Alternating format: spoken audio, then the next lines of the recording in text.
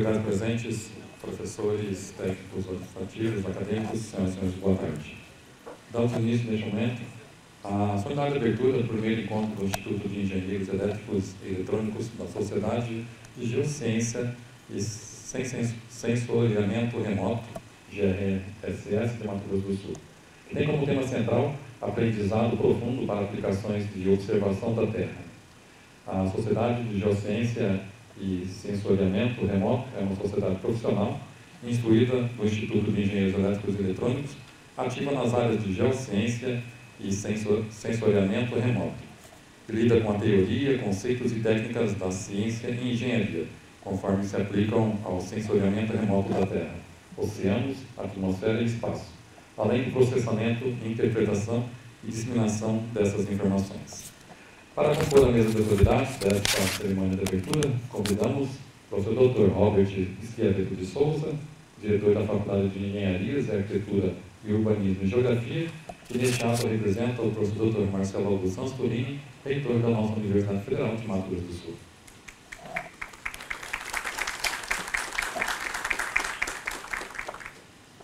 Convidamos também o professor Dr. Jefferson Santos, da Universidade Federal de Minas Gerais, representando o capítulo Brasil da IEE-GRSS.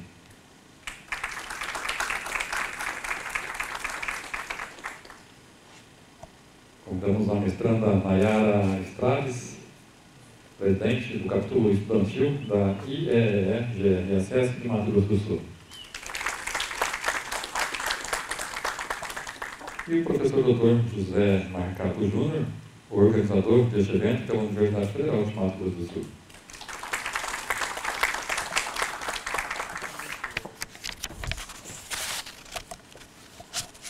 Pode sentar, por favor.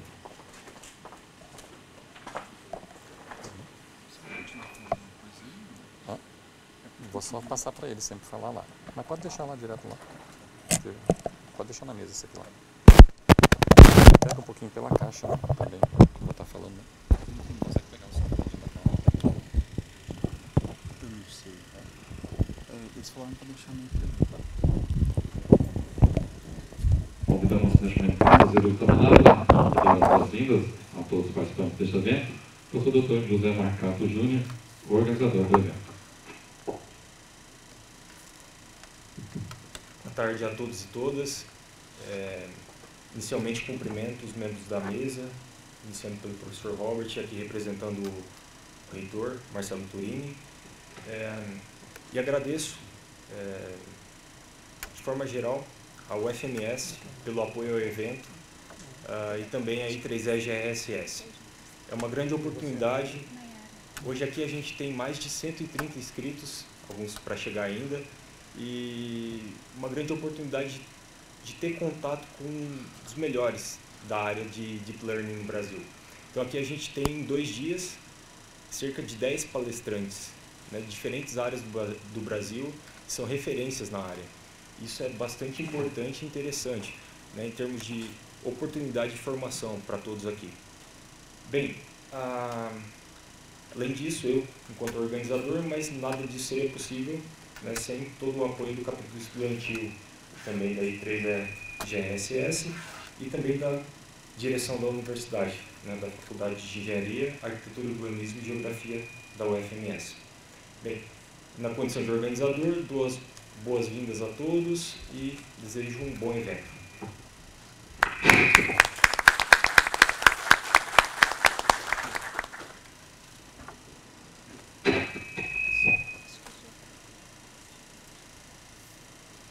Para também dar as boas-vindas a todos os presentes, com a palavra a mestranda Nayara Estrades, presidente do capítulo estudantil da IEE-GRSS de Mato Grosso do Sul. Boa tarde. Gostaria de agradecer a presença de todos, primeiramente ao professor Robert, professor Marcato, professor Jefferson, e a todos os membros do capítulo também que estão aqui, na qual é um grupo que eu tenho bastante orgulho e bastante honra de fazer parte, né, dessa grande família, que, graças a Deus, cada vez mais está crescendo. E gostaria de agradecer a participação de todos, a presença de vocês. e reforço o convite, quem quiser participar, quem quiser conhecer, né, a GRSS, converse com a gente, com os membros que eles estão com a organização Explicando Crachá, contar um pouquinho do que nós somos e quem sabe fazer parte com a gente. Muito obrigada a todos e desejo um bom evento. A palavra ao professor Dr. Jefferson Santos, da Universidade Federal de Minas Gerais, representando aqui o capítulo Brasil da RSS. Bom, boa tarde a todos. Então, falando em nome do capítulo brasileiro da Geoscience Remote Sensing Society, né, Raul, que é o nosso fundador, né, então sempre bom ver como o capítulo brasileiro tem avançado, né. Eu acho que esses eventos, essas iniciativas do capítulo, elas são bastante importantes, né, para melhorar a interação entre áreas, para melhorar a formação de alunos, né.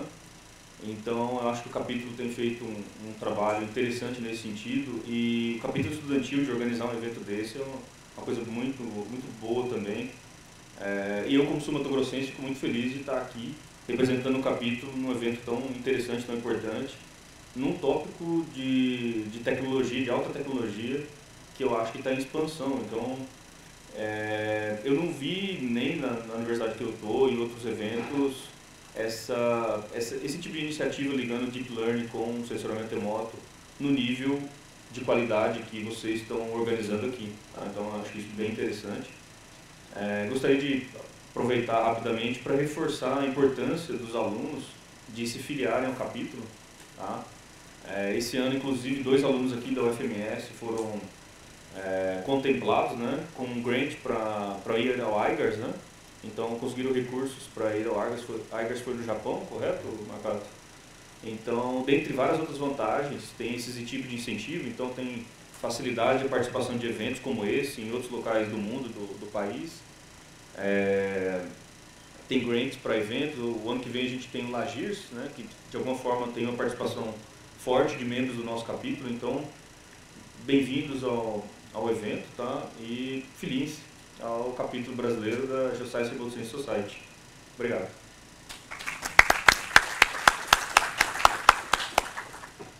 Com a palavra o professor Dr. Robert Esqueleto de Souza, diretor da Faculdade de Engenharias, Arquitetura e Urbanismo e Geografia. Neste ato representa o reitor da nossa Universidade Federal de Mato Grosso do Sul, o professor Dr. Marcelo Turini. Uma boa tarde a todos.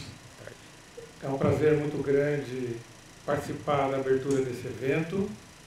Quero cumprimentar inicialmente os membros da mesa, professor Jefferson, professor Marcato, a nossa acadêmica pós-graduanda Nayara.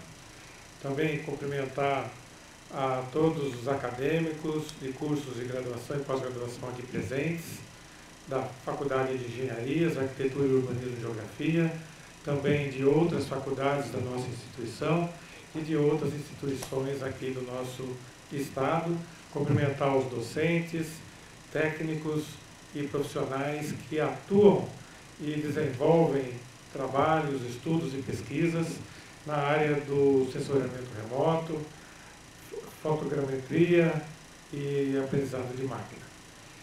Em nome do magnífico reitor, gostaria de dar as boas-vindas a todos vocês. Nosso reitor tinha se programado para estar presente nessa abertura. Hoje está ocorrendo um planejamento da administração central, que é a reitoria itinerante, que tem visitado os 25 campos da nossa instituição, e hoje de manhã ele esteve fazendo essa comitiva junto a uma outra unidade acadêmica, e logo mais, dentro de uns 15, 20 minutos, estará na nossa faculdade, a FAENGE, nesse processo de integração entre a administração central e a nossa faculdade. A FAENGE, e aqui representando a direção da FAENGE, é uma faculdade que hoje, para aqueles que nos visitam, tem 2.000 alunos, 120 docentes, 60 técnicos administrativos. Temos 10 cursos de graduação, entre eles 4 engenharias, engenharia civil, engenharia ambiental, engenharia elétrica e Engenharia de Produção. De certa forma, todos os 4 cursos com interface do conhecimento relacionado ao tema desse evento, curso de Arquitetura e Urbanismo, mais 3 cursos tecnológicos. Nesta apresentação, que logo mais apresentaremos a reitoria, nessa programação da reitoria itinerante, nós apresentaremos as potencialidades e as fragilidades da nossa faculdade em relação ao ensino, pesquisa e extensão. E dentro desse contexto está esse evento, que é um dos eventos importantes da nossa faculdade na área da extensão. Por isso, gostaríamos de agradecer o apoio que a Administração Central tem dado através da Pró-Reitoria de Extensão, Cultura e Esportes, a PROES. Também agradecer e parabenizar toda a equipe organizadora desse evento, o professor Marcato como coordenador docente, a Nayara como coordenadora discente, agradecer o apoio da I3E e da GRS, e de forma que queremos desejar a todos vocês um riquíssimo e proveitoso evento, que a mercê do esmerado temário que foi escolhido e também pelo brilhante perfil dos nossos palestrantes ao longo desses 2 dias, nós temos certeza que esse evento será coroado de pleno êxito. Então, um bom evento a todos e obrigado pela presença de todos. Bem, antes de apresentar o professor Raul, ali na apresentação da mesa a gente é muito injusto e esquece de pessoas que nos ajudam.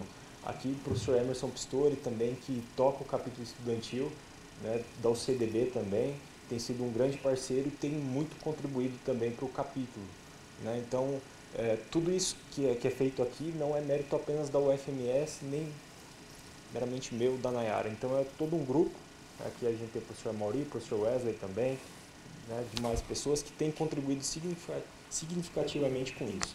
Tá? E uma outra informação, o capítulo estudantil da GRSS de Mato Grosso do Sul é o que tem mais estudantes, né? Se pegar o UFMS, tem mais estudantes dentro do contexto do Brasil, que é algo bastante importante e interessante, sendo que Mato Grosso do Sul não é o estado mais populoso do Brasil. Então é algo a realmente se destacar. Então é o apoio, a integração desses grupos que tem feito,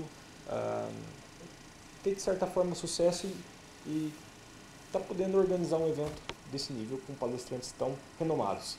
A começar pelo professor Raul Feitosa, que é um prazer enorme de ter aqui Raul. O Raul ele possui graduação em Engenharia Eletrônica pelo ITA, também mestrado pelo ITA e doutorado em Computação pela Universidade de Nuremberg, na Alemanha. Fez estágio pós-doutoral na Universidade de Hannover em 2015. Ele é professor associado da PUC-Rio.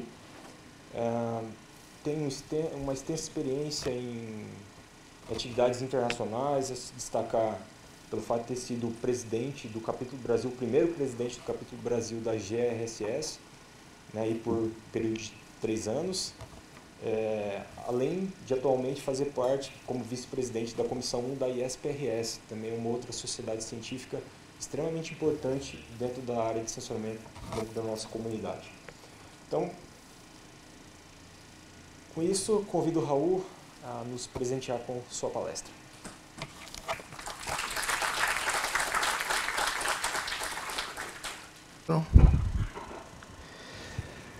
Boa tarde a todos.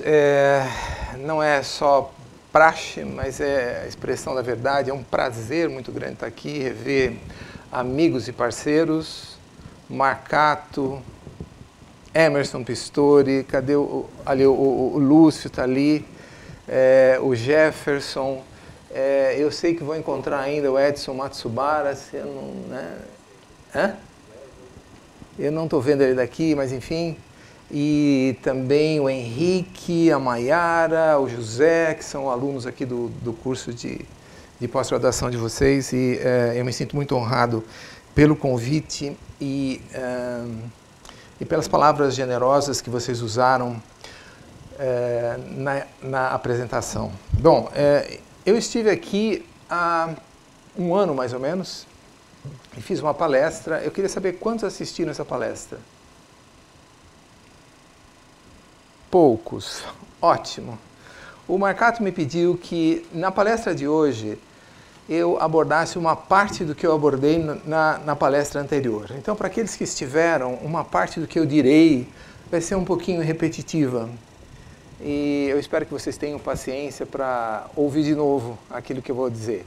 Vamos dizer, uma parte introdutória do assunto, né, desse sistema de Deep Learning, né? Eu coloquei, então, esse título, né, Deep Learning for Remote Sensing. Os slides estão em inglês, eu acho que isso não é problema para nenhum de vocês. A gente fez aí, aproveitou slides de várias outras apresentações, né? Então, no final fica tudo em inglês, porque aí é a linguagem universal, né, da ciência. Isso não deve ser problema nenhum.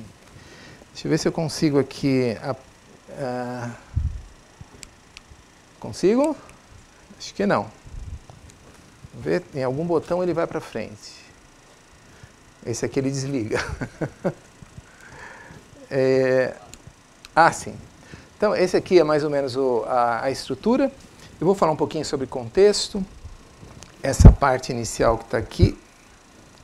Essa parte inicial que está aqui é meio que um repeteco, né? Com algumas adições em relação àquilo que eu já fiz no passado, aqui mesmo na UFMS. Então, vamos falar um pouquinho sobre contexto, né? Nós estamos falando sobre análise de imagens, sensoramento remoto, análise de imagens, e do que se trata? O que é análise de imagem? Análise de imagem é simplesmente o que está escrito aqui nesta frase, né? O que se pretende é entender o mundo a partir de dados visuais. Em outras palavras, nós pretendemos atribuir significado a um saquinho de números, é um pacote de números, uma imagem nada mais é do que um pacote de números, e nós pretendemos, então, em análise de imagem, atribuir significado, atribuir semântica a esses números. Eu usei aqui o logo da ISPRS, que eu tenho orgulho de servir já há quase 4 anos, que é uma sociedade científica parceira, talvez a mais antiga na área de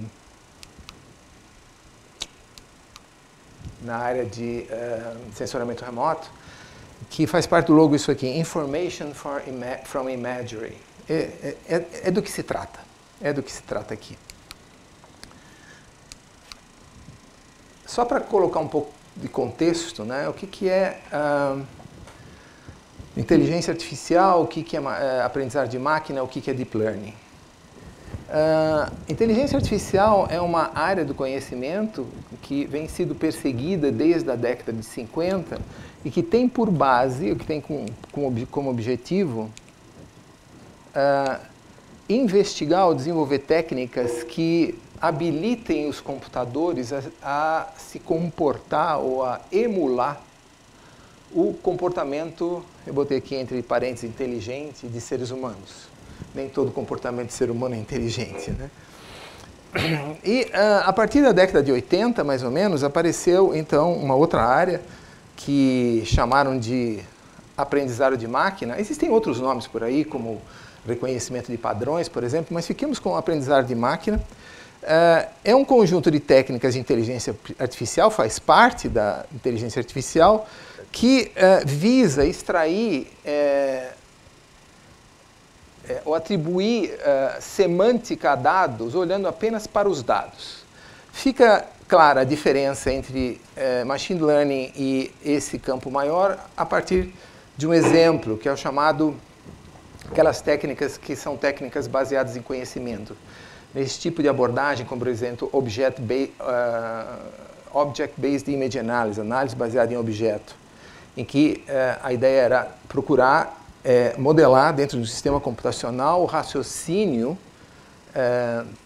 seguido por um especialista humano ao interpretar um dado, seja ele qual for, inclusive, em particular, dados de imagem.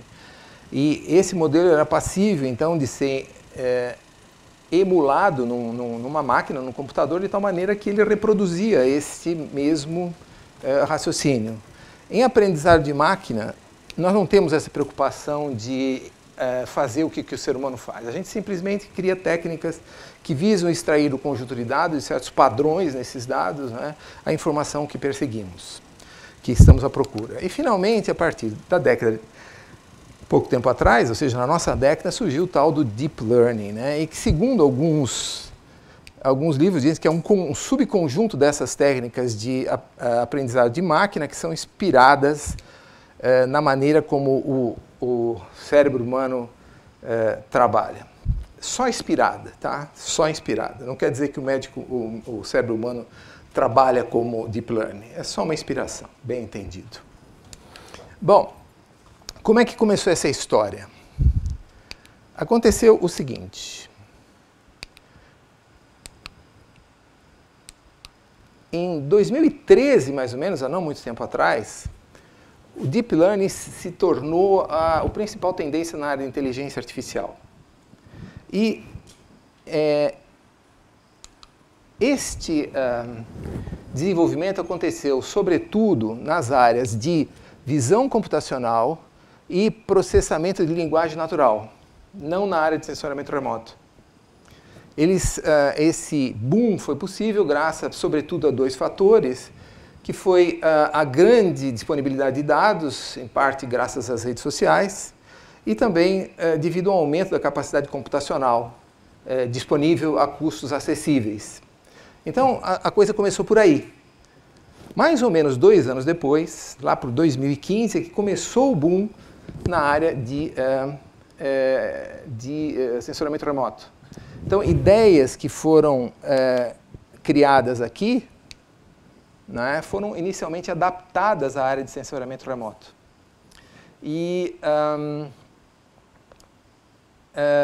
inclusive hoje, muitos dos pesquisadores na nossa área de Deep Learning e sensoriamento remoto vão aos eventos ao CVPR, etc. Lá surgem muitas ideias que depois eles visam adaptar à imagem de sensoriamento remoto. O problema é que essa adaptação não é muito simples, porque esta abundância de dados que permitiu, como eu disse, o desenvolvimento do Deep Learning, ela não existe ou ela é limitada na área de sensoriamento remoto.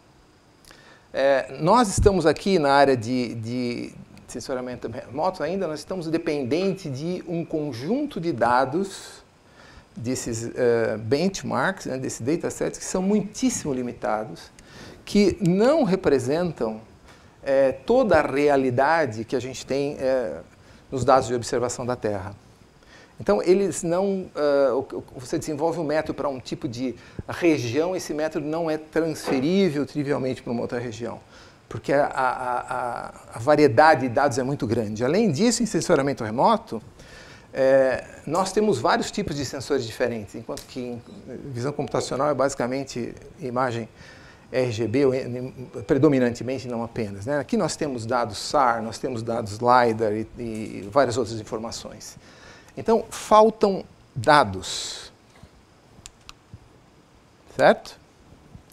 E o problema que eu conversava com o José, né, é um herói aqui nosso, né, é que não bastam os dados crus, nós precisamos dos dados rotulados. Alguém precisa dizer, olha, aqui, esse dado aqui, isso aqui é área urbana, isso aqui sei lá, é milho, isso aqui é soja. Isso demanda um trabalho muito grande. Às vezes você tem que ir fazer campanhas de campo para ver o que está acontecendo lá. Não é? O professor Jorge sabe isso melhor do que ninguém aqui, né, que trabalha na Embrapa com isso. Dá muito trabalho gerar esses dados, enquanto que em visão computacional é mais fácil, qualquer um chega na frente do computador e falar isso aqui é isso, é aquilo. Bom, então a coisa começou mais ou menos assim, como vocês estão vendo, em 2000, por aqui aconteceu o boom, né? E aqui eu tenho um gráfico que eu peguei desse artigo, que foi publicado em maio, se não me engano, desse ano, que mostra os artigos que foram publicados em conferências, em artigos especificamente sobre aprendizado profundo e em conferências e em revistas. Aqui, esse número aqui é um pouco pequeno, porque eles estabeleceram certos critérios para contabilizar ou não os artigos. Mas o que importa aqui são os valores relativos. Então, vocês observam claramente como é que a coisa veio evoluindo. Isso aqui é sensoramento remoto.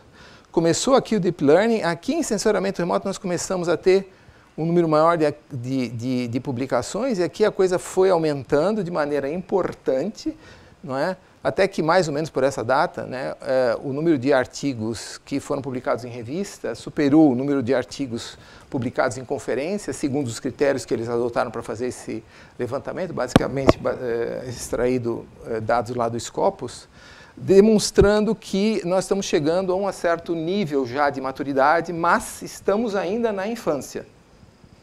Tá? Então, não estamos falando de... Isso aqui é hoje. Né? Alguns outros dados interessantes que apareceram nesse artigo, eu vou passar rapidamente sobre eles. Eu estou com alguma dificuldade aqui. Aqui você tem um número de aplicações diferentes na área de sensoramento remoto, como esses artigos se distribuíram ali.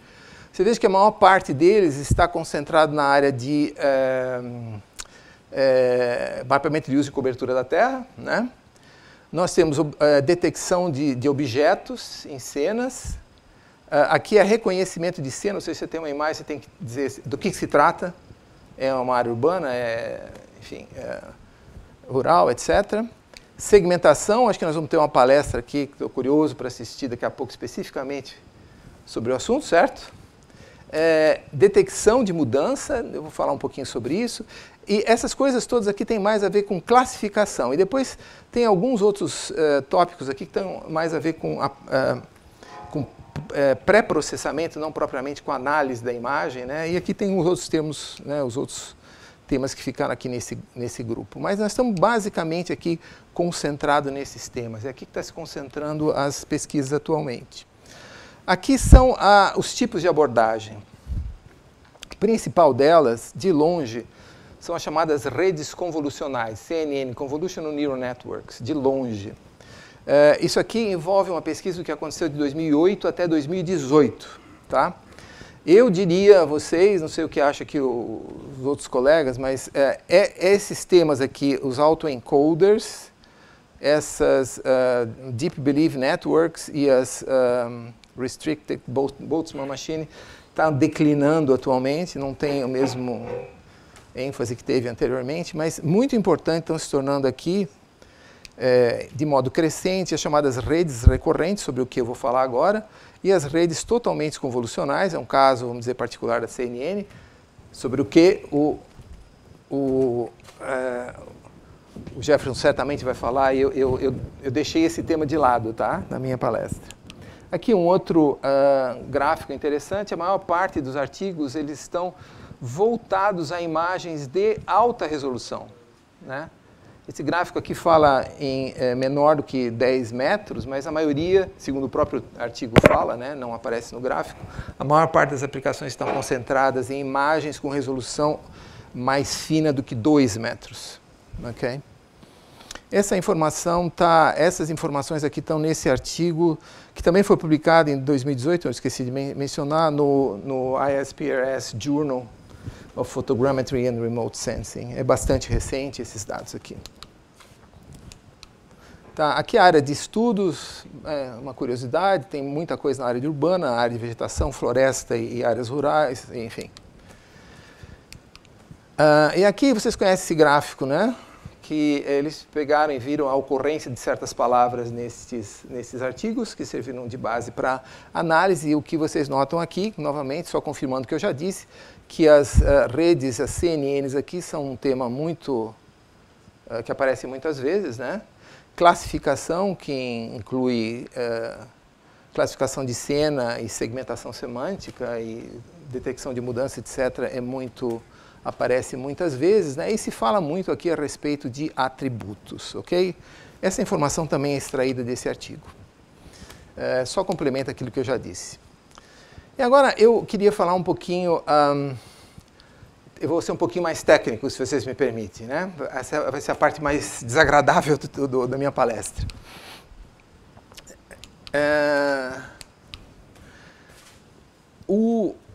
A pipeline típica de análise de imagem segue mais ou menos esses passos, né? Nós temos aqui uma etapa de pré-processamento. Aqui nós temos uma etapa, não é? Essa etapa que melhora a imagem sob algum critério, né? Depois que nós temos essa imagem melhorada, a gente pega aqui e tenta medir atributos nessa imagem, coisas diferentes, cor, textura, forma, etc. Eventualmente, a gente vai fazer uma seleção desses atributos aqui, não é? Que vão descrever vamos dizer, os sítios da imagem, que pode ser pixels, superpixels ou segmentos. E depois nós entramos numa etapa de classificação. Essa etapa de classificação tem o objetivo de atribuir, como eu disse, a cada um desses sítios da imagem um rótulo, um significado, uma semântica. E, eventualmente, uma etapa de pós-processamento que visa melhorar o resultado do primeiro classificador, né?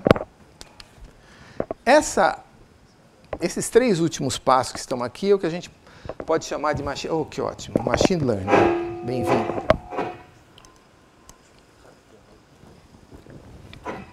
Medo de derrubar. Isso aqui é que seria a parte de machine learning propriamente dito. Então, como é que a gente faz, né, para tratar esses dados, né? A gente tem uma parte aqui, as duas primeiras etapas, eu tirei a parte de pré-processamento. A gente pode combinar isso tudo no que a gente chama de aprendizado de representação. É como nós vamos descrever as entidades a serem classificadas, ok? Esse aprendizado de representação tipicamente envolve uma mão de obra danada. Para você, o que eu meço e como eu meço? Se vocês pegam esses livros de análise de imagem, vocês vão ver que tem capítulos inteiros dedicados a isso. Eu costumo dizer, como um exemplo típico, né, tem os chamados descritores SIFT. Descritores SIFT começou a ser desenvolvido, o primeiro artigo que eu li sobre isso foi em 1999, de um tal de David Lowe. E o último artigo que ele escreveu, que ele foi desenvolvendo ao longo desse período, que é o artigo mais citado, possivelmente, na área de divisão computacional, tem mais de 52 mil citações, a última vez que eu vi, pode estar errado já esse número, e isso levou 6 anos, aliás, 5 anos, o artigo final era 2004. É um trabalho hercúleo. Então, você achar esses atributos que representam, né, o que importa na sua aplicação, que te ajudam a discriminar entre as classes que você reconhecer, ela é um trabalho que envolve anos e anos de desenvolvimento. Isso no paradigma convencional. Depois vem a parte de classificação. Deixa eu pular aqui, que tem aqui um pequeno errinho. Esse slide aqui está repetido. E a gente vai agora para o próximo, a classificação. Na classificação, o que eu tenho que fazer é atribuir um rótulo, né? Esse rótulo está dizendo isso aqui é milho, isso aqui é soja, isso aqui, enfim, as classes do teu problema, cada uma desses sítios da imagem, né? Seja ele o que for, tá? E, do ponto de vista técnico, o que nós fazemos aqui é o seguinte: se você considerar que esses atributos que você mediu no sítio das imagens definem um espaço vetorial, né? O que um classificador faz nada mais é do que particionar esse espaço vetorial em regiões e você, então, vai alocar para cada região, não é, uma classe do teu problema. Quando você tem um dado a ser classificado, você vê em que região ele cai. Bom, essa aqui é a região do milho, então ele é milho, né? Então, basicamente, é isso que a gente faz. No Deep Learning, a gente mudou esse paradigma no seguinte sentido. No Deep Learning, eu já falei isso, ele é inspirado no sistema de visual humano, né? E ele percebe os objetos no que eles chamam de modo end-to-end. Essa palavra aparece muitas vezes, né? O que quer dizer end-to-end? Ele pega todos esses passos que estão aqui e trata deles conjuntamente, de uma forma integrada. Quer dizer, end-to-end se refere a você aprender automaticamente a representação, ou seja, esses features, esses atributos, e a classificação. de maneira integrada. Isso é fundamentalmente a Deep Learning. Veja que aqui eu embuti aquilo que dá um trabalho miserável, que é você achar atributos. E, na verdade, o grande apelo do Deep Learning está mais em aprender os atributos automaticamente do que propriamente classificar. Bom, então vamos agora falar um pouquinho só de álgebra. Só um pouquinho, tá? Pode, né? Então vamos lá.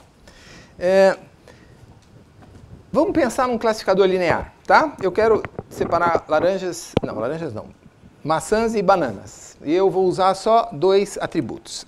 O matiz, que está aqui embaixo, e aqui quão alongado ele é. É uma métrica, um atributo morfológico, ok? E cada bananinha e cada maçãzinha aqui representa uma amostra de banana e maçã. Essa aqui tem esse valor de matiz e esse valor de alongamento, sei lá, e assim por diante, tá ok? Então, como eu disse, classificar é dividir esse espaço em regiões. Né? Que eu vou dizer, uma vai ser para banana, a outra para maçã. De cara, olhando assim, você já sabe como é que você vai dividir isso aqui de uma maneira simples. Né? O classificador linear, ele simplesmente divide isso com uma reta. Tá? Ele pega aqui e põe uma reta. Tá bom para vocês? Essa reta faz sentido, não faz? Essa reta ela é definida por uma equaçãozinha aqui, no caso bidimensional, uma equação que tem esse formato, ou seja, é uma relação linear. Eu tenho aqui x1 e x2, que são os atributos, e esses pesos aqui, w1, w2, e w0, 1 e 2, vamos dizer, são os coeficientes dessa reta. Tá certo? Que eu vou representar de forma mais compacta assim. Esse aqui é o vetor que compreende todos os pesos, e esse aqui é o vetor de atributos acrescido aí de um número 1. Esse é o detalhe algébrico, tá? Então, isso aqui nada mais é do que o produto escalar, né, entre esses 2 vetores. O W1, aqui estou representando como um produto vetorial. O que representa cada coisa aqui? Esses 2 vetores, esses 2 pesos W1 e W2, eles representam um vetorzinho aqui de comprimento unitário que é perpendicular à reta. Tá? Que é perpendicular. É um vetorzinho que é perpendicular à reta. E o W0 representa a distância dessa reta à origem desse meu espaço de atributos. Simplesmente isso. Essa é a interpretação geométrica. Ok? Só isso. O resto é tudo álgebra. Tá? Então, evidentemente, se eu tenho a direção desse vetor aqui, né, eu sei se a reta está assim, assim ou assim. E esse outro atributo me diz se ela está para cá ou está para lá. Né? Ok? Esse é o classificadorzinho simples linear. Tá? Este valor que está aqui, pessoal, representa a distância da amostra que você quer classificar, né, a distância que vai ser representada por esse valor de x1 e x2, relativamente a essa reta que está aqui. Então, por exemplo, se você tiver aqui uma amostra que você quer classificar, você mede a distância dessa amostra representada por essa bolinha com ponto de interrogação, essa distância aqui, fazendo essa conta. Isso aqui vai ter um x1 e um x2. Os Ws aqui fazem parte do teu classificador e pronto, você descobre. Tá? Se ele está de um lado ou não. Essa distância é uma distância com sinal. Tá? Bem entendido. Quer dizer, o que está para cá, a distância é positiva. O que está para cá é uma distância negativa, tudo bem? É uma distância que não é bem uma distância, mas vocês estão me entendendo, né? Porque distância não tem sinal. A função de distância, em princípio, não tem sinal, mas aqui tem. Tá? Um sinal. Então, aí, a regra de decisão é muito simples. Olha o que eu faço.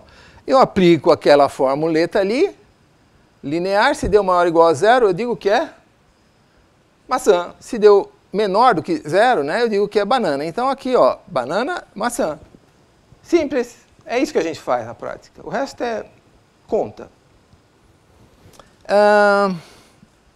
Agora, vamos dizer que eu quisesse...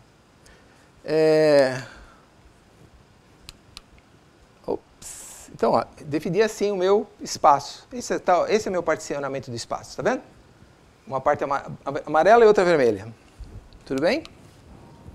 Bom, eu poderia, então, isso que eu acabei de mostrar aqui para vocês, é o que a gente chama, veio na literatura, isso é coisa antiga, né? O chamado perceptor de Rosenblatt, né? Olha aqui, tá vendo aqui a fórmula, aquela formulinha que eu já apresentei no outro slide, né, maior que ou igual a 0, né, e aí ele pertence à classe 1, que seria maçã, ou a classe 0 de outra forma. Graficamente, eu poderia representar isso assim. Veja se vocês conseguem, se eu consigo aqui explicar. Cada bolinha dessa aqui representa um atributo, tá vendo? Ó, de x1 a xn. Nesse caso, eu estou indo para mais do que 2 atributos, tá? N atributos. Tem umzinho aqui que eu preciso por conveniência algébrica, né? Então, aí o que eu faço? Aqui nessas arestas, eu tenho aqui os meus pesos, tá vendo? O W1 até o W0 aqui embaixo. Então, eu multiplico o valor aqui que está nessa bolinha de entrada pelo peso, né? Eu vou ter um monte de produtinho chegando aqui que eu somo todos eles, tá vendo esse mais aqui? É isso que eu fiz, né? E aí, o resultado dessa soma, que é um escalar, eu aplico aqui a uma função f, que eu vou chamar de uma função não linear. Olha aí como é que é a função. Ó, não é isso aqui, ó. Se tudo aquilo for menor do que 0, aquela soma de produtos eu digo que é 0. Se for tudo maior do que 0, então eu digo que é 1. Isso aqui é uma função, obviamente, não linear. E eu vou chamar isso aqui de função de ativação, se vocês me permitem. Função de ativação. Tá? Então, é assim, esse é basicamente o neurônio de Rosenblatt. Tá? Olha aqui, eu botei aqui a fórmula, o formato dessa função não linear. Bom, e essa é a minha função de ativação. Ok? Aí apareceu uma coisa seguinte, mas eu queria medir, eu queria uma coisa mais suave, mais soft. Em vez de passar de 0 para 1 abruptamente, eu quero fazer uma coisa assim, ó, que seja suave. Aí foi criada a chamada regressão logística, né, que dá para perceber aqui visualmente no que ela implica. A única coisa que modifica algebricamente em relação ao que vocês viram é que eu não uso diretamente aqui aquela relação linear, mas eu coloco uma função que tem como argumento a resposta dessa função linear aqui. Só isso. E ficou mais suave. Então, o que acontece é que agora aqui, esse meu f de x, né, eu posso usar como uma representação de probabilidade, né, de que ele seja maçã, do que ele seja banana. Certo? Então, ali eu troquei, aqui é um outro neurônio. Né, ele tem esse formato aqui. E aí, olha, quando do meu espaço, o que acontece é que aqui na transição ele não vai abruptamente do amarelo para o vermelho, mas ele passa suavemente. É um degradê, dá para ver aqui, né? Ok? Bom, esta ideia...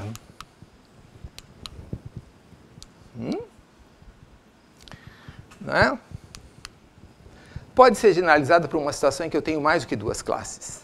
É só repetir o mesmo esquema, só que várias vezes. Está vendo? Olha, eu pego uma saída daquelas para cada uma das classes do meu sistema. Ok?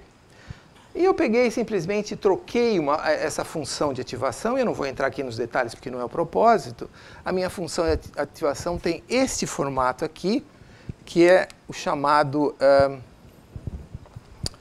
softmax. É simplesmente uma generalização daquela outra função que eu mostrei no slide anterior. Nada mais do que isso. Ok?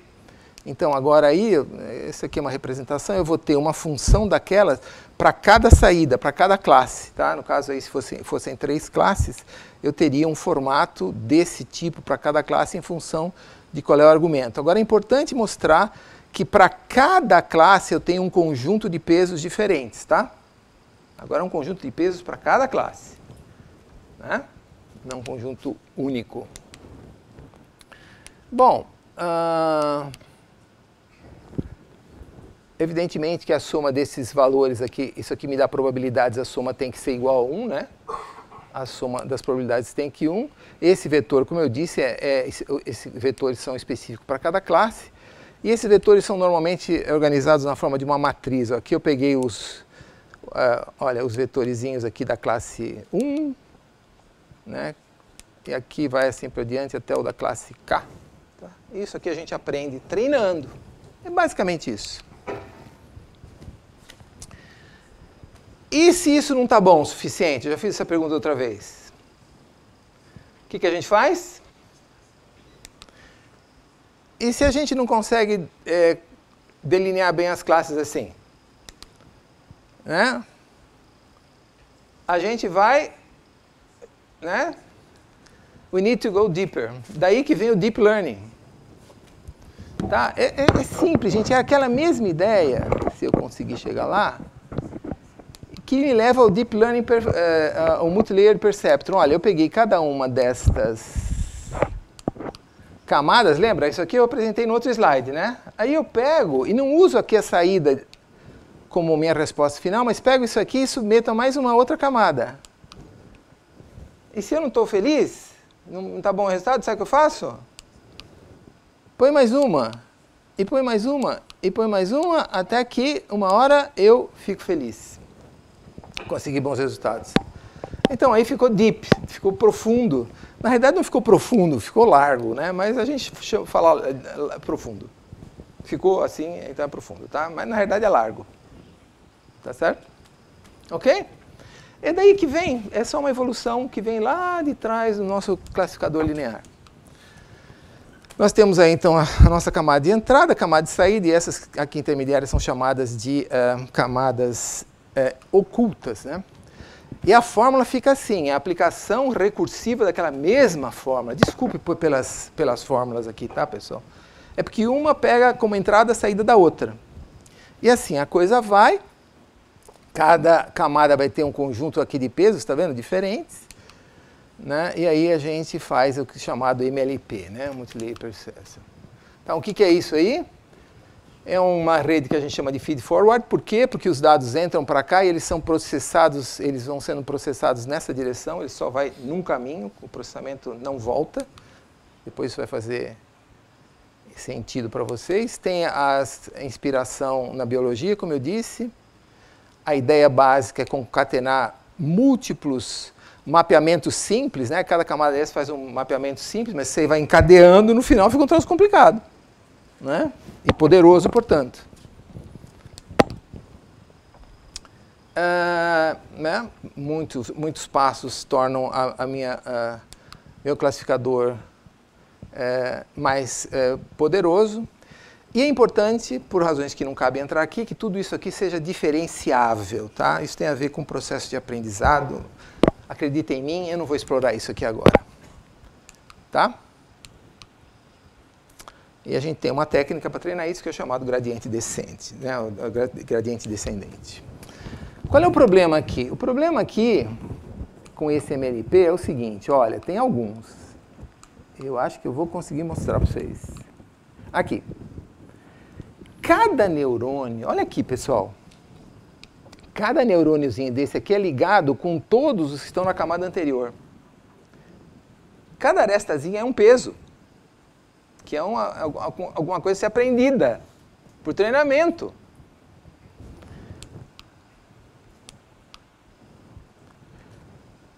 Eles são independentes, eles não compartilham esse peso. Esses pesos para um não são os pesos para o outro. Eles não compartilham. Então veja uma coisa aqui, considera uma classificação em que eu tivesse que classificar uma imagem de 200 por 200 pixels. O que é isso? Isso é nada. Certo? Isso aqui dá... O número de parâmetros que eu vou ter numa dessas conexões só, que eu tenho que aprender, é grande. Aprender parâmetro significa que você vai precisar de muita amostra. Tá? Para cada parâmetro que você vai aprender, você tem que pegar pelo menos umas 10 amostras. Essa é uma regra assim, é muita amostra. Então, esse foi um dos problemas que fez com que esses MLP não progredissem muito numa certa época, né? E aí parou até aparecer as redes convolucionais. Olha qual é a ideia que eles fizeram para resolver esse problema com as redes convolucionais. Cada neurônio, agora, ele é conectado a parte, não a todos os neurônios da entrada, só a parte. Os neurônios de uma camada, eles compartilham os seus pesos. Não tem que pegar, cada um tem um peso diferente. E essas conexões, e vocês vão ver agora, elas vão se deslizando sobre os neurônios das camadas, da camada que a antecede. Eu vou mostrar aqui um exemplo assim primeiro. Olha, imagina que fosse, no caso de duas camadas simples. Ó, são dois pezinhos só, né? O W1 e o W2, está vendo? Para essa neurônio que está na saída. Olha, eu pego e desloco para baixo e crio um outro. Né? Uma outra saída, e assim eu vou indo e eu deslizei, não é, esse vetor de peso sobre o vetor de entradas. É a nossa boa e velha convolução. Daí vem o convolucional. Tá? O número, está aqui, ó, daí vem a convolução. O número de pesos por esse truque aqui cai tremendamente. Cai muitíssimo. É muito menos amostras que eu preciso. Então, olha o que acontece. Imagina, esse aqui é aquele gráfico que eu fiz, cheio de risquinho. Cada risquinho desse que está aqui, ó, é um peso a ser estimado, né? Ó, agora eu vou aplicar essa ideia aqui pictoricamente. Olha o que vai acontecer. Diminuiu, não diminuiu? Deu para ver pictoricamente qual é a ideia? E agora, ainda assim, diminuiu muito, mas ainda assim é um problema, tá? Não se animem tanto, ficou muito mais fácil. Olha o que acontece no caso da convolução. Esse slide aqui é importante. Ó, suponha que eu tenho aqui uma imagem de entrada, RGB, tá? Aqui está RGB, deu para perceber? Aqui são as dimensões espaciais, tá? Altura, largura, e aqui é RGB, o número de bandas, tudo bem? E aí eu crio o que eu chamo de um filtro, que tem a profundidade igual aqui a minha entrada, tá? Cada filtro aqui, cada cubinho desse tem um pezinho, tá bom? Cada cubinho desse aqui é o valor lá de um pixel, tá? De uma componente dele, tá certo? Ok? Então, olha o que eu vou fazer, ó. Eu pego e como que vou imergir, ó, vou imergir esse peso, esse cubinho lá na minha imagem. Cada peso multiplica o valor do pixel em que ele está compartilhando a posição, dá um monte de produto que eu somo e dá um valor aqui, tá? Aí, então, eu pego e desloco ele. Ó, eu faço uma convolução. Ó, tá vendo que eu desloquei? Faço a mesma coisa e calculo mais um valor. E desloco de novo.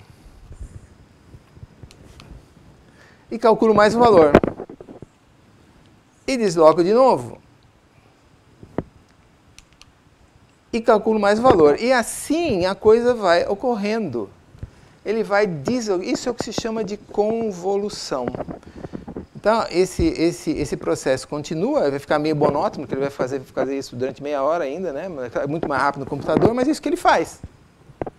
Quando acabar de fazer isso aqui, deixa eu abreviar essa história aqui, pronto, ele criou o que a gente chama de mapa de ativação. Então, achei esse filtro aqui, né? Agora eu posso pegar, se eu não estou feliz, eu quero fazer uma coisa mais sofisticada, mais complexa, não, desculpe. Então, eu pego aqui e repito a mesma história com outro filtro. Tá vendo? É um outro conjunto de filtros. E ele vai fazendo a mesma operação, convolução. Né? E eu posso fazer com mais um se eu quiser. Deixa eu ver se eu consigo. Aí, gerou mais um mapa de ativação. Aí eu posso fazer o mesmo com o azul, que já abreviei aqui, tá? Deu esse mapa de ativação. E assim por diante até eu ter, sei lá, quantos mapas de ativação eu quiser. Ok? Isso é o que faz, é a operação básica de uma rede convolucional. Tá? Nada tão de extraordinário assim. Tá bom. Aí eu tenho esses mapas de ativação, aí o que eu faço? Eu vou aplicar neles uma função linear, não linear. Lembra que eu falei da sigmoide? Tem outras, tá, pessoal? Essa aqui é sigmoide. Tem outras aqui, eu não vou entrar nesses detalhes, mas existem outras. Essa aqui está muito popular atualmente. Mais recentemente a gente mexeu com essa aqui, também tem umas coisas legais com ela. Enfim, tem. Mas elas são não lineares. É isso que permite a você fazer um mapeamento não linear do teu problema, né? Que é muito mais sofisticado do que meramente o classificador linear. Bom, então, o que é uma rede convolucional, basicamente? A rede convolucional é uma sequência de camadas de convolução que são intermeadas, aqui ó, tem uma função de ativação. Essa função é aplicada a cada um dos valores que foram gerados aqui. E isso vai repetindo várias vezes. E, vez por outra, eu faço o que a gente chama de pooling. A gente pega e reduz a dimensionalidade do resultado.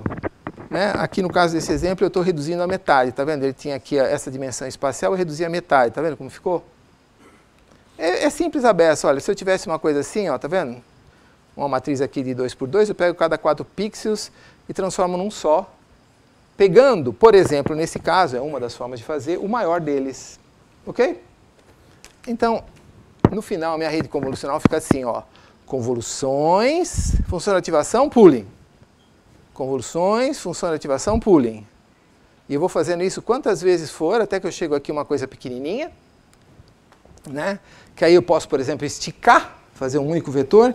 E aí, gente, aqui eu pego e aplico um classificador como aquele simplesinho. Virou um vetor, né, uma camada só, é chamada camada totalmente conectada. Essa aqui é a arquitetura bem básica de uma rede convolucional. E eu espero com isso ter dado para vocês uma ideia do que é redes convolucionais.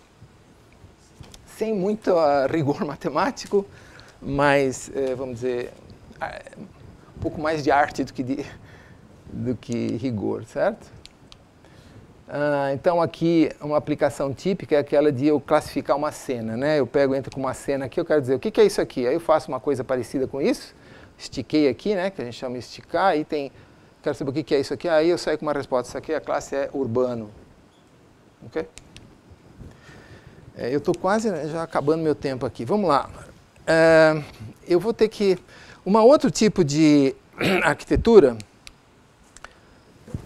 que eu mostrei para vocês também no passado são chamadas redes recorrentes. Rede recorrente é uma coisa simplesinha. Coisinha assim, ó, você está vendo? Isso aqui não é a CNN, isso aqui tem um encanto especial. O que é isso aqui, ó? Do que é composto essa célula aqui? Eu tenho uma rede recorrente que tem uma função aqui, tá vendo? Ela faz qualquer coisa, não importa o quê. Tá? E ela produz uma saída, tá vendo? Baseada em duas entradas. Uma delas é o que eu chamo de entrada mesmo. Tá? E uma coisa que se chama de estado interno, que na prática é o resultado que ela produziu a última vez. E com base nessas duas entradas, né, quer dizer, aqui é só para indicar que eu estou pegando o resultado do passado, ela aqui produz o resultado atual. Tá? Esse resultado atual sofre uma transformação qualquer e produz uma saída. Isto é muito utilizado para o processamento de sequências de dados. Foi muito utilizado em processamento, originalmente, em processamento de linguagem natural. E uma aplicação típica para nós é processamento de vídeo, de sequências de imagem, classificação de imagens, para classificação de culturas agrícolas, você precisa pegar uma sequência de imagens, não basta tirar uma fotografia, certo ou errado? Em geral, não dá. Você precisa saber uma sequência. Então, isso aqui é bom para esse tipo de coisa. Tá? Vejam que ela é recorrente, porque o resultado que ela produz serve como entrada para o próximo passo. Eu posso desenrolar essa história... é importante. Os parâmetros dessa rede aqui são fixos, é um só. Eu posso pegar essa redezinha recorrente e desenrolar ela, se eu for considerar vários pontos no tempo. E aí ela fica uma coisa mais ou menos assim, se vocês quiserem.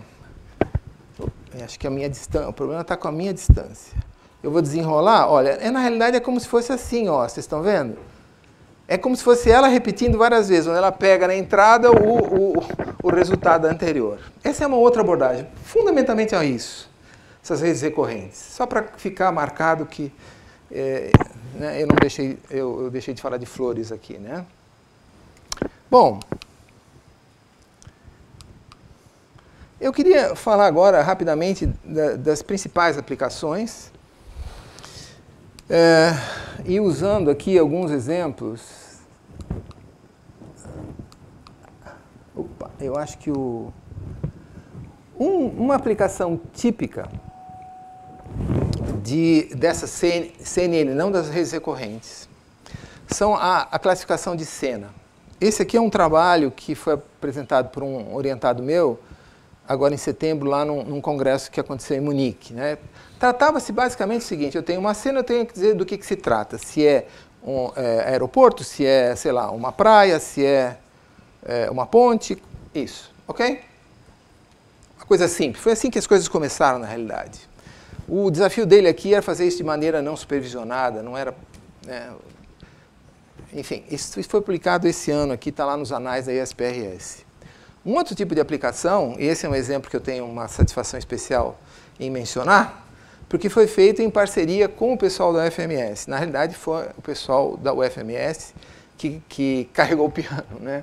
Nós demos uma pequena ajuda aqui. O Emerson participou desse artigo também, né, Emerson?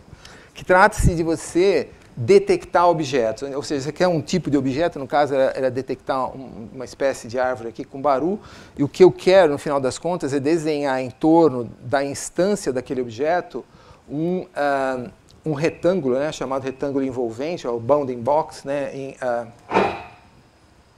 inglês, onde você tem aquele exemplo daquilo que você está procurando. Esse é um outro tipo de aplicação. Eu não quero classificar o que está na cena, eu quero achar as ocorrências daquilo. Esse artigo foi publicado em junho, na Sensors. Um outro tipo de aplicação, esse aqui é um artigo também em parceria com vocês, e aí o José, eu tenho que agradecer muito pela baita mão de obra que ele teve, né, para... basicamente o problema ele é parecido. O que a gente quer é não detectar a ocorrência da árvore, mas a gente quer detectar os limites do dossel daquela árvore. É um problema de segmentação semântica, certo, Jefferson? Então, nós testamos aqui nesse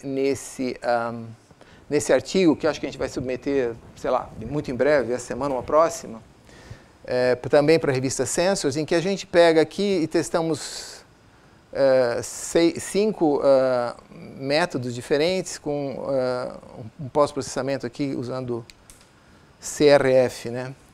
CRF no Rio de Janeiro, de onde eu venho, é Clube de Regatas Flamengo, né? Isso aí eu seria aplaudido depois de falar de CRF lá se fosse no Rio. E aqui você tem a referência, né? E aqui você vê os resultados, enfim. É um tipo de aplicação diferente, tá? Segmentação semântica é o tema da próxima palestra. Um outro tipo é chamado de segmentação de instâncias. Esse trabalho vai ser apresentado lá no Congresso do Chile, e isso aqui é uma imagem de drone que foi feito por essa aluna aqui, uma orientada minha lá de doutorado, em parceria com o pessoal da IBM, lá do setor de pesquisas deles. E eles venderam esse negócio já, fiquei sabendo que venderam. É simplesmente uma plantação, um laranjal, e eles queriam saber, né, que você delimitasse aqui as árvores adultas, as árvores que estão crescendo e as posições que falharam. Na verdade, essas bolinhas aqui não são um pouquinho assim enganosas, mas na realidade o que acontece é o seguinte aqui, você vê que se eu fosse usar uma mera segmentação, isso aqui virava uma coisa só, né? Então, o que eu queria, na realidade, o que se pretendia aqui era separar as bolinhas, né?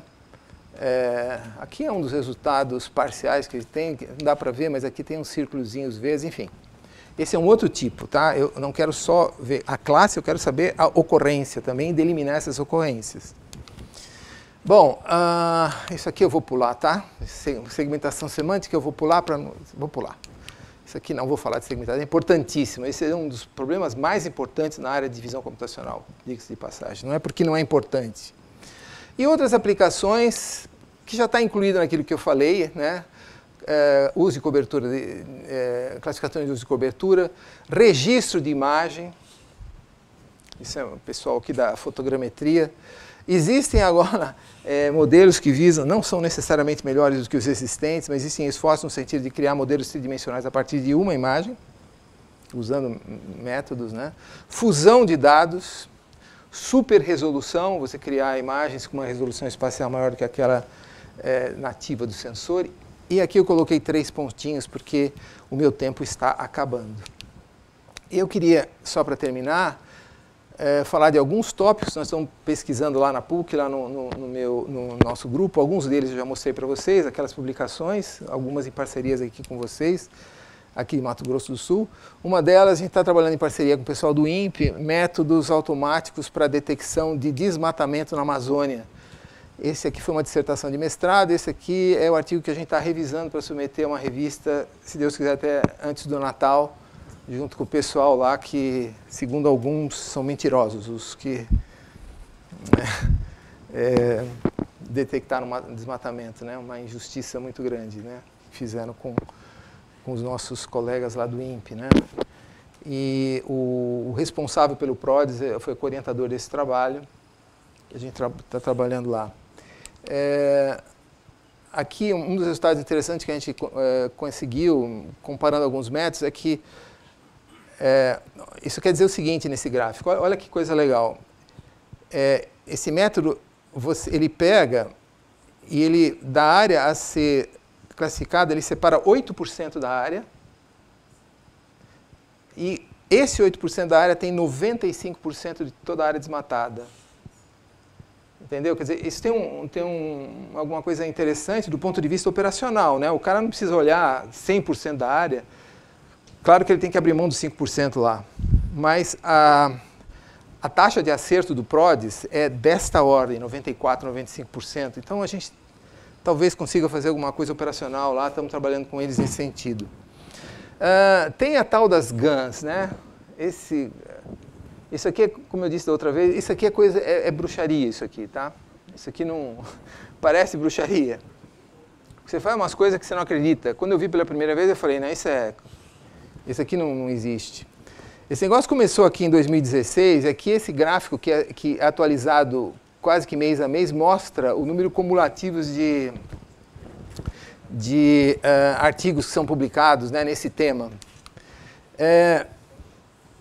O que a gente fez com isso? Eu quero mostrar esse exemplo, já mostrei da outras vezes. É o seguinte, a gente queria, olha se não é coisa de bruxo, né? Eu queria pegar uma imagem de radar e transformar numa imagem óptica. Acredita nisso? Não, né? Essas GANs permitem isso. É um método generativo, né? Que envolve dois tipos de redes, né? Uma rede chamada gerador e discriminador, e elas, depois de um tempo, podem aprender. Cuidado, né? Dentro de certos limites funcionam bem. Nós já apresentamos isso, foi uma tese de doutorado, esse artigo foi publicado em agosto desse ano, que apresentou esse resultado. Essa aqui é a imagem do Ground Truth, aqui a gente pegou a imagem SAR e gerou essa, sintetizou essa. Você percebe que aqui os caminhos não são tão nítidos, tá vendo? E um rapaz de mestrado mandou agora um artigo aqui para, esse é o título do artigo lá para o congresso lá no Chile, em que ele mudou a arquitetura dessas duas redes, né? Essa Pix-to-Pix é bem famosa, né? Uma arquitetura padrão, em que ele usou um conceito aí chamado Atros, você vai certamente falar sobre isso, em que a qualidade, vocês percebem que o nível de detalhe fica muito melhor aqui, né? Ele vai apresentar isso aqui lá no Chile, espero que encontrar vocês lá. Outra coisa que eu queria mostrar para vocês que a gente está fazendo, um outro problema é adaptação de domínio.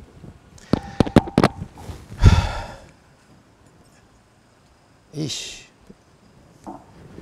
Eita. Eu já estourei o tempo, né? Bom, é o seguinte, meu problema é falta de dados, não é isso? Dá um trabalho, né? Não dá, ô José?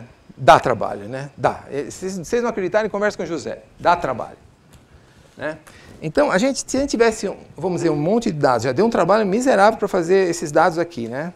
Num domínio. Se eu pudesse aproveitar esses dados rotulados e adaptar para um outro domínio, seria muito joia, né? Porque eu não tenho que fazer tudo de novo para esse outro domínio parecido.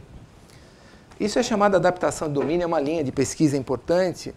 A gente está tentando fazer isso, não sei o que vai dar, né? Tem um colega nosso que está lá agora na Alemanha fazendo isso, dentro de um projeto de cooperação que a gente tem com a Universidade de Hannover. A ideia é pegar imagens de um domínio e transferir por outro. Esse vídeo aqui é bem interessante, né? A ideia era pegar imagens de cavalo. Isso aqui é uma ilustração, tá? Isso aqui é para impressionar a plateia, tá? A coisa não é tão boa assim. Mas ele deu um... Ai, será que eu consigo? Isso aqui é um vídeo, consigo rodar? Você consegue aí? É bonito. Consegue? Roda. Não, aqui, ó. Ou então você roda no YouTube também. Eu peguei essa imagem de cavalo e transformei numa imagem correspondente de B. É bem curtinho, são 6 segundos. Você tem que ficar repetindo. Veja que o rabo da zebra ficou meio esquisito, né? Não é nada maravilhoso, mas a ideia é essa. Ele tem aí umas características, essas GAN cíclicas, tem algumas coisas assim bem legais, né? Que a gente está tentando explorar também. No próximo slide, eu já estou terminando. Ok? Vamos voltar para a minha apresentação, por favor. Vamos lá? Agora sou eu. Esse problema aqui, fomos convidados para trabalhar com esse problema aqui, problema de detecção de mancha de óleo no mar. O Ministério da Defesa está preocupado com isso. Eu não preciso falar da importância do problema, certo? A gente está começando... Esses são resultados muito preliminares e ruins, como vocês estão vendo aqui ainda. É uma coisa que a gente está fazendo aqui. Oi? Falta 30 segundos. Tá. Bom, então aqui tem uma outra aplicação que eu não vou entrar aqui em detalhes, mas a gente está submetendo um artigo, né, que usa redes recorrentes para classificação de culturas agrícolas. E aqui, esses 3 métodos que eu circundei aqui são os métodos que a gente reputou como os mais interessantes, né? Tem lá umas ideias por detrás, a gente está trabalhando nesse assunto também. E para terminar, eu quero falar sobre os problemas e as oportunidades, e com isso eu encerro, tá bom, Marcato? Não vou estourar. Primeiro problema nessa história toda, onde é que está pegando? A gente precisa de muito dado. Esse é o grande problema, né? Essa cooperação que a gente tem com a Alemanha é isso. Quer dizer, envolve muita gente trabalhando, certo, José? Precisa de muito dado. O que você pode fazer? A gente pode fazer adaptação de domínio, pode usar métodos semi-supervisionados, métodos fracamente supervisionados, aprendizado active learning. Existem algumas abordagens a serem pesquisadas. Isso são oportunidades para vocês. Segundo problema, a gente não sabe o que tem nessas redes. Tá? O que tem lá naquela camada? God knows, né? Ela é opaca. Existem pessoas que estão trabalhando, tentando descobrir, né, o que tem ali no meio e tentar explorar esses atributos que são calculados intermediariamente na rede. Terceiro problema. Existe, olha aqui, gente, um gap de talentos. Vocês viram quando começou essa história? Começou quando? 2012 e foi para assessoramento remoto em 2015.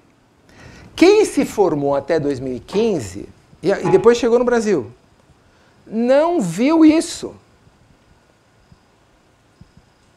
Então, os alunos lá que mexem com essas coisas, eles precisam andar com guarda-costa no corredor lá da PUC, senão alguém pega, agarra eles e contrata. Porque existe uma demanda muito grande por pessoas com essa expertise e não existe no mercado. Isso não vai durar para sempre. Vejam aí uma oportunidade para vocês. E, finalmente, essa aqui é uma brincadeira, né? Está faltando ainda sistemas, tornar essas técnicas todas, transformá-las em ferramentas operacionais que mesmo pessoas que não sejam experts no assunto possam utilizá-las, né? Um vídeo que eu não vou mostrar aqui, mas existe uma iniciativa da Google chamada AutoML, Auto Machine Learning. Procurem isso no Google. É uma ferramenta que está saindo aqui agora que visa disponibilizar essa técnica para as pessoas que não são experts como vocês, etc., mas que são, vamos dizer, usuários, né, dessa técnica. Bom, são 4 linhas que eu acho que mostra para vocês caminhos que vocês podem explorar, tanto em termos como oportunidade. Né? E só para terminar agora mesmo, Laguiers 2020 lá no Chile, certo, Mayara? Vamos estar lá. E não contem para ninguém. Né? O deadline é dia 30, mas não conte para ninguém, porque é segredo isso, tá? Na segunda-feira, vão anunciar que vão aceitar resumos de estudantes. Tá? Só resumos de estudantes. Só resumo. Tá? E necessariamente serão apresentados com um pôster. Ou seja, dá tempo, eles vão dar um prazo de 1 mês. Então, tem tempo. Espero vê-los no Chile. Obrigado pela atenção e desculpe pelo avançado da hora.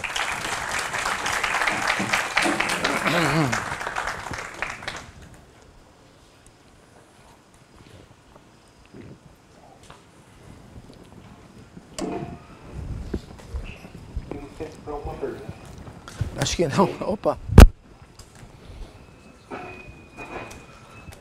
Tem tempo para uma pergunta? Então quer dizer que foi... Não, mas... Boa tarde.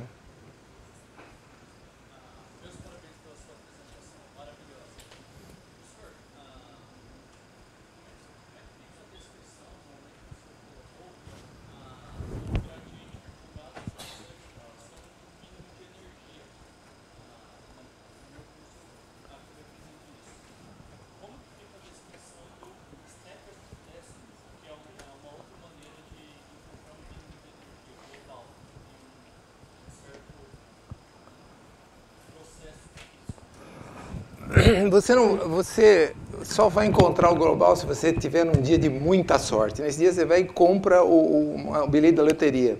Só que os mínimos locais, porque essas funções elas não são convexas em geral, mas ela encontra alguns mínimos locais que são bons o bastante.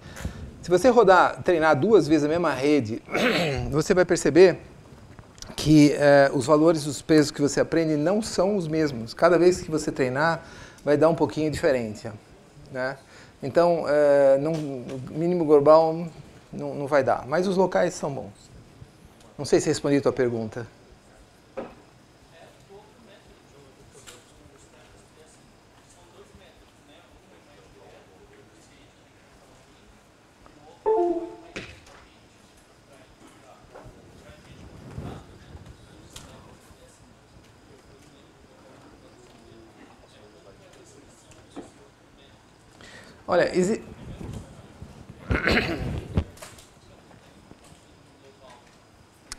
Olha, eu sei que não vou poder responder completamente a sua pergunta, mas existem, na verdade, uma meia dúzia ou mais de métodos diferentes de otimização que você usa para isso.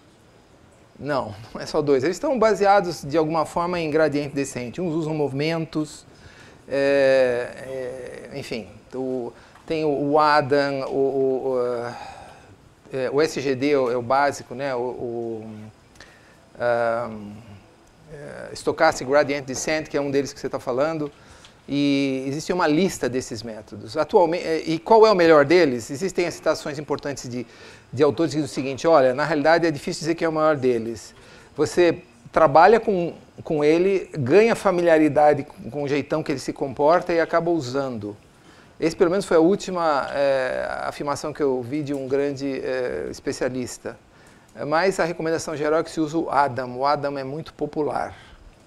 Tá? É um método de otimização para você fazer o backpropagation aí no aprendizado da rede. Ok?